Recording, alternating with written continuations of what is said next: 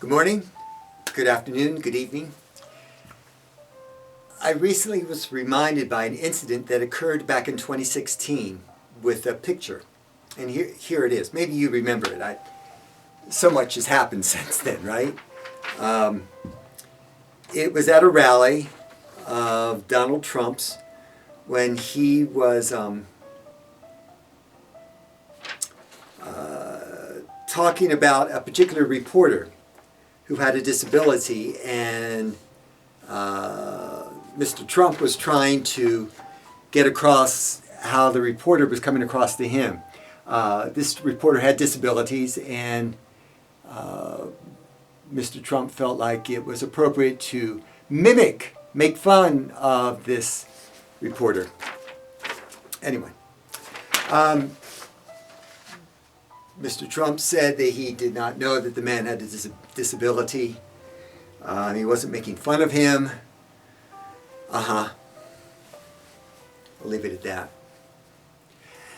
In an age of political division, the suggestion that opposition to a specific political figure could be classified as a mental health disorder is deeply concerning, and it's happening today. Recently, some Minnesota lawmakers have proposed the formalization of the Trump derangement syndrome as a legitimate mental health condition. We're living in a twilight zone. That's all I can say. The bill was introduced by 5 Republican state senators, and they would add T.D.S., as Trump and his supporters often call it, to the state's definition of mental illness. Maybe it's a good thing I don't live in Minnesota. I don't know. The bill defines TDS, get this, as the acute onset of paranoia in an otherwise normal person that is in reaction to the policies and presidencies of President Donald J. Trump.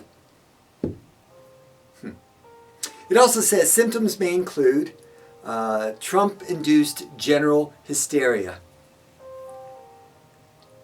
which produces an inability to distinguish between legitimate policy differences and signs of psychic pathology in President Donald J. Trump's behavior.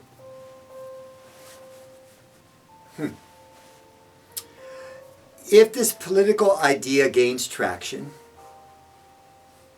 it could have far-reaching consequences for both the practice of psychiatry and the state of democracy, not only in Minnesota, but in the U.S.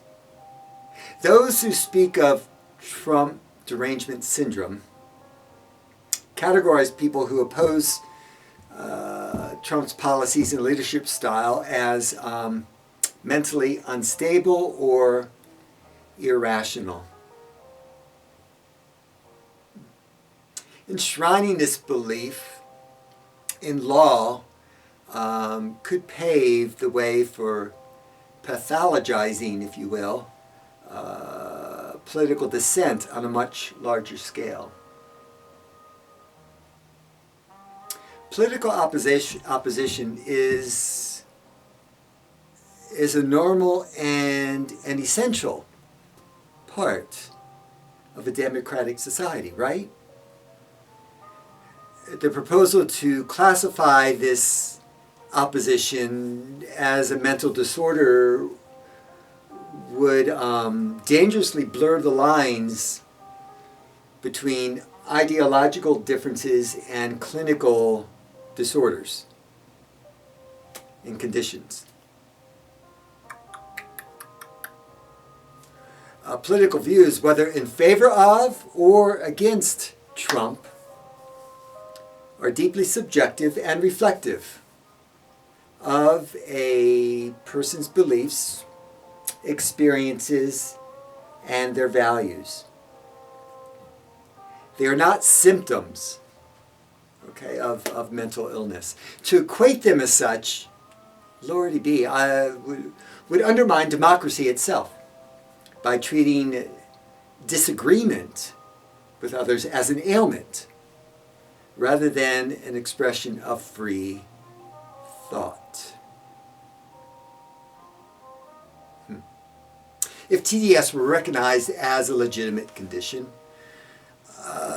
it could create a societal precedent in which dissent is viewed through the lens of pathology. This could quickly escalate, I think, to a scenario where individuals who oppose any political figure, not just Trump, might be viewed as suffering from mental instability. Anyone who disagrees with the dominant political narrative out there could be labeled mentally unfit. This could open a door to using psychiatry as a tool for political control. That's scary.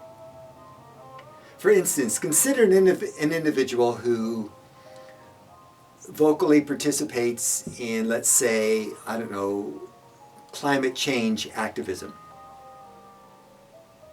opposing policies put forth by the Trump administration. That person could be deemed mentally unfit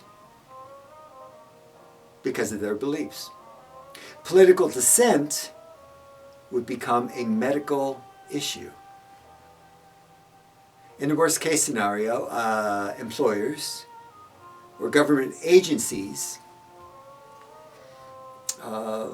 they could use psychiatric evaluations to weed out individuals with unacceptable political views.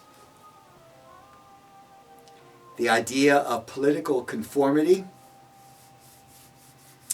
being enforced through psychiatric intervention would create really an Orwellian society where those who challenge the status quo are labeled as mentally ill. History provides us with a cautionary tale of psychiatry being used as a tool of political repression. Under the Soviet regime,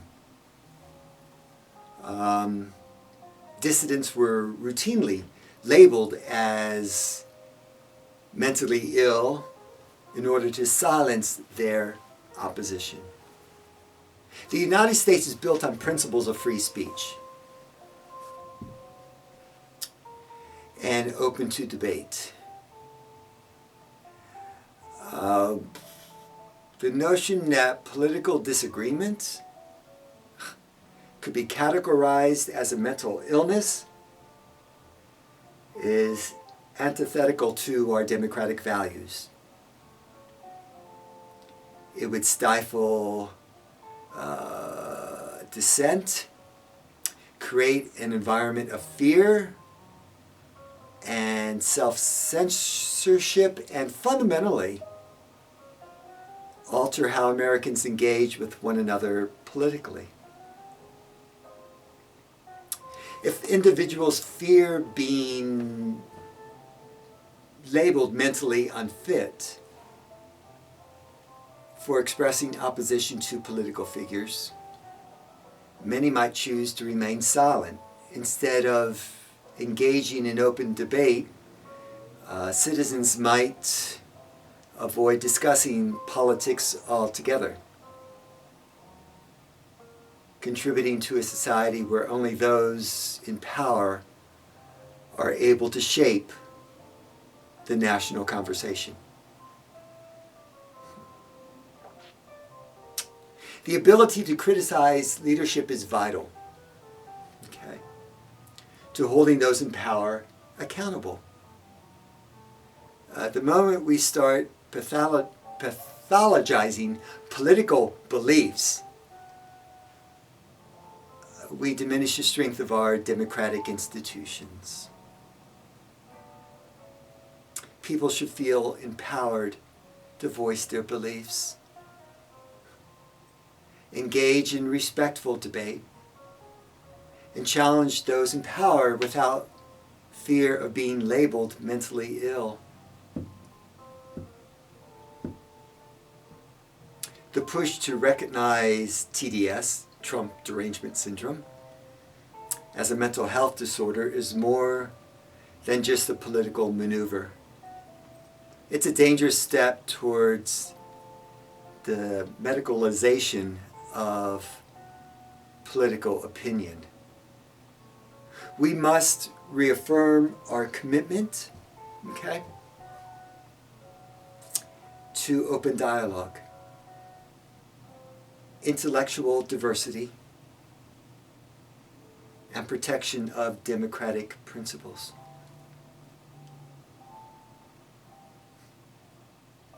To allow politics to seep into psychiatry is to open a door to authoritarianism. And that is a path no democratic society should walk. T.D.S? Really? Really? I mean, if there really is such a thing, it seems to me it resides in just one person. Huh.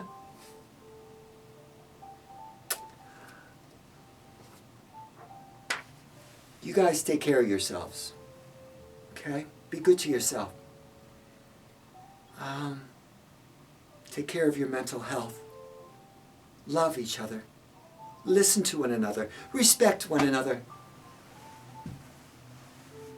And if someone's trying to demean you, desecrate you, your value, your persona, your character, you call them out.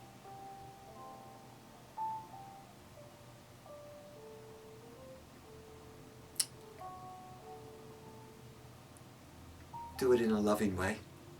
It's a challenge. God bless you. And peace be with you. You are a beautiful child of God.